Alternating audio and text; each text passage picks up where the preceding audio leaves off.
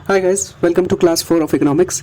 सो आज हम आगे पढ़ेंगे डिमांड और सप्लाई में के बारे में और मार्केट फोर्सेस क्या होते हैं। So market forces considering demand and supply. Okay, so मान लेते हैं कभी कभी होता है, जैसे मानसून के सीज़न में आप देखेंगे कि सब्जियों के दाम बढ़ जाते हैं। तो ऐसा क्यों होता है? क्योंकि मानसून के सीज़न में बहुत सारी सब्जियां हैं, जैसे टमाटर वगैरह, वो ख़राब हो जाते हैं, तो उसकी सप्लाई कम हो जाती है अपने आप। तो अगर सप्लाई कम हो गई और डिमांड तो उतनी है, क्योंकि लोग तो उतना ज़रूर जो चीज़ खाते हैं डेली यूज़ के लिए सब्जियां, वो तो खाएंगे ही, इस वजह से उसके दाम बढ़ जाते हैं। Okay, so when there is excess monsoon in India the prices of vegetable increases. और दूसरी एक और एग्जांपल से समझ सकते हैं, मान लेते हैं जब दिल्ली वगैरह में टेम्परेचर बढ़ते हैं गर्मी के सीजन्स में, तो लोग बहुत ज़्यादा प्रेफर करते हैं छुट्टियों में हिल स्टेशंस में जाने के लिए। तो इस वजह से price of hotel rooms in hill stations increase. So ये भी एक एग्जांपल है कि market force that is demand का, ये एक एग्जांपल है कि कैसे डिमांड बढ़ता है अगर सिचुएशंस बदल जाएं। तो supply and demand concepts are used by economist. Okay,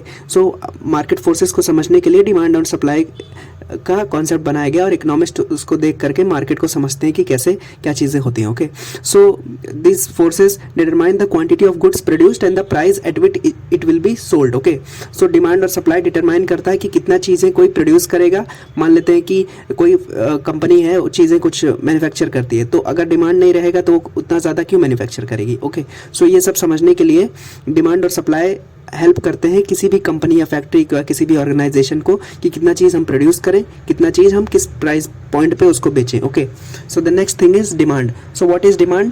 demand is basically willingness to buy और परचेस ए गुड। मतलब आप बाजार में जाते हैं, क्या चीज़ आप खरीदना चाहते हैं और क्या आप खरीदने के लायक हैं। मतलब आपके जो वेयर विथॉल में जितना भी है कि what can you buy, your willingness that tells your demand of a good. Okay, the third point is quantity demanded. Quantity demanded क्या होता है? क्वांटिटी मतलब नंबर, किसी चीज को कितना आप डिमांड करते हैं। So the quantity demanded of any good is the amount of goods that a buyer is willing to buy and it is able to purchase. मतलब कि क्वांटिटी डिमांडेड वो होता है कि कोई भी सामान आप खरीद रहे हैं, उसमें आपकी खरीदने की क्या विलिंगनेस है, आप खरीदना चाहते हैं नहीं खरीदना चाहते हैं, और साथ में ये भी ज़रूरी है कि आप परचेज कर सकते हैं कि नहीं, क्योंकि सिर्फ डिज़ायर नहीं ज़रूरी है, आपको उसको खरीदना भी है, तभी वो क्वांटिटी डिमांडेड में काउंट होगा। Okay, so many factors determine the quantity demanded of which one is price. Okay, so ये बहुत इंपॉर्टेंट पॉइंट है कि आप कोई चीज़ तभी डिमांड करेंगे जब वो आप प्राइस पॉइंट को टच कर पाएंगे या फिर वो प्राइस मैच कर पाएंगे, तभी आप चीज़ों को खरीद पाएंगे, वरना कोई अपना सामान क्यों बेचेगा। ओके, सो एक एग्जांपल समझते हैं, जैसे मिठाइयों का एग्जांपल है। मान लेते हैं एक गुलाब जामुन 10 रुपए का है, तो आप उसे खरीद लोगे, 2 खरीद लोगे, 4 खरीद लोगे। अगर वहीं पे अगर मिठाई वाला या जो बेच रहा है वो अगर आपको बोले कि एक गुलाब जामुन 10 रुपए का नहीं 100 रुपए का है, तो आप सोचोगे आपकी डिमांड में फ़र्क आ जाएगा, क्योंकि प्राइस जब आप उसको टच कर पाओगे तभी आप खरीद सकते हो। Okay, so in that way the quantity demanded is determined by the price of a good. Okay, so the relation between price and quantity demanded is generally inverse. Okay, मान लेते हैं अगर कोई चीज़ आप खरीदना चाहते हो तो उसके क्वांटिटी डिमांडेड और प्राइस में इनवर्स रिलेशनशिप रहेगा। मान लेते हैं अगर उसकी प्राइस घटेगी उतना ज़्यादा आप डिमांड कर पाओगे। ओके, तो हमेशा वो डाउनवर्ड स्लोपिंग कर्व रहता है। अगर आप ग्राफ बनाओगे और एक्स एक्सिस पे रखते हो क्वांटिटी डिमांडेड और वाई एक्सिस पे रखते हो प्राइस, तो ये डाउनवर्ड स्लोपिंग कर्व होगा। मतलब जैसे जैसे प्राइस घटेगा वैसे वैसे आप क्वांटिटी ज़्यादा डिमांड कर पाओगे। Okay, so the next point is what is movement along a demand curve. So movement along a demand curve occurs when there is a change in quantity demanded and is caused by the change in price. Okay, so किसी भी demand curve में, जैसे हमने अभी बात की demand curve कैसा होता है प्राइस और क्वांटिटी डिमांडेड के बीच में, तो उसमें मूवमेंट कैसा होता है? मतलब जो ग्राफ है, मान लेते हैं डाउनवर्ड स्लोपिंग कर्व है, उसमें मूवमेंट कब होगा? जब क्वांटिटी डिमांडेड में फ़र्क होगा प्राइस की वजह से और प्राइस में फ़र्क होगा क्वांटिटी डिमांडेड की वजह से। ओके, सो ये इसका रिलेशन है और movement along the demand curve इसे ही कहते हैं। So the next point is what is shift along a demand curve. So shift along a demand curve, ये मूवमेंट और शिफ्ट में दोनों में फ़र्क है। मूवमेंट जनरली होता है सेम डिमांड कर्व पे, और शिफ्ट होता है जिसमें डिमांड कर्व चेंज किया जाता है, फिर नया डिमांड कर्व होता है जो कि लेफ्ट और राइट में होता है। ओके, सो नेक्स्ट हम जानेंगे कि what are the variables affecting the shift in the demand curve. So सबसे पहला फैक्टर जो शिफ्ट इन डिमांड कर्व को अफेक्ट करेगा, पहला है इनकम।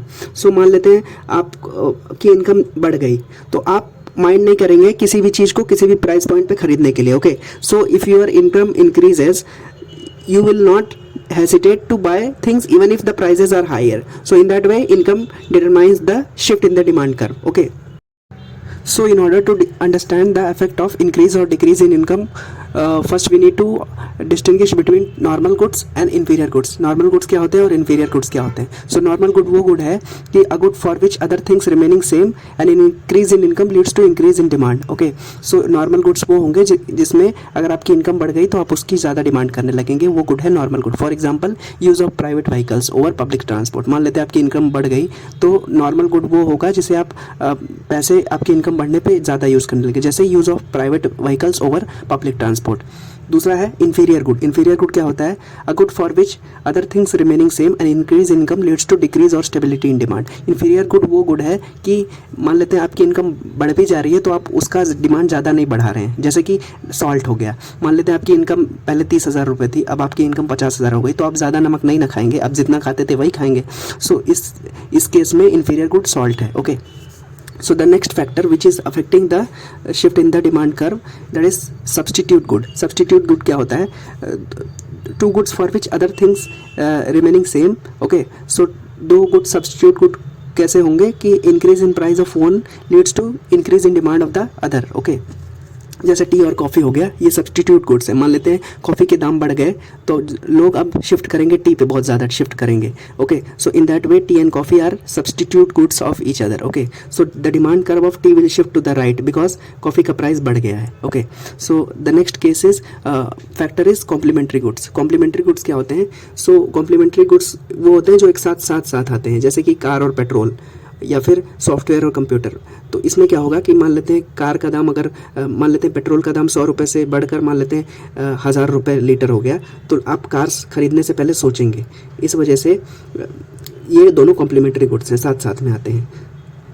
सब्सटीट्यूट गुड्स में क्या होता है कि मान लेते हैं दो अगर सब्सटीट्यूट गुड्स है जैसे टी और कॉफ़ी, एक का प्राइस बढ़ा तो आप शिफ्ट हो गए दूसरे पे, तो ये होता है. और कॉम्प्लीमेंट्री गुड में क्या होता है? दोनों साथ साथ आते हैं. अगर एक का प्राइस बढ़ गया तो आप दूसरे पे शिफ्ट नहीं होंगे, दूसरे को भी मना करेंगे. जैसे कि कार और पेट्रोल, पेट्रोल का दाम बढ़ गया बहुत ज़्यादा तो आप कार खरीदने से पहले सोचेंगे.